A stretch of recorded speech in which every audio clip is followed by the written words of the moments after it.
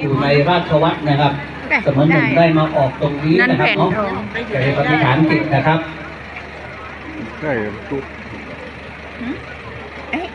ยังไปเปลี่ยนได้นะแม่เรามาอยู่ตึกอย่างนั้นนะไม่รู้ไปจับไหมได้ไหนให้ไปเอามากับผู้ชายมาหนังในอยู่ในได้สายสิญจน์อ่ะเข้าไปหนังในเนี่ยหนังลูกหนังคนนะครับอยู่ในได้หนังมาได้ท่านทั้งหลายท่านผมเชื่อได้เกินว่าเคยหล่อพระพุทธรูปปางต่างๆมาแล้วแต่ปางปรินิพพานหรือปาง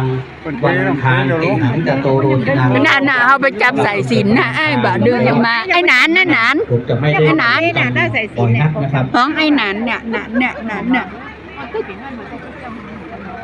ก้นมือจับกันได้เทเดี๋ยวไปยกเทเลยก็เฮาบ่ได้จับใส่เฮาได้เทได้สวดเฮาไม่ได้สวดเลยไม่ได้สวดแต่เราเจ้าไม่ได้สวดเปล่าเจ้า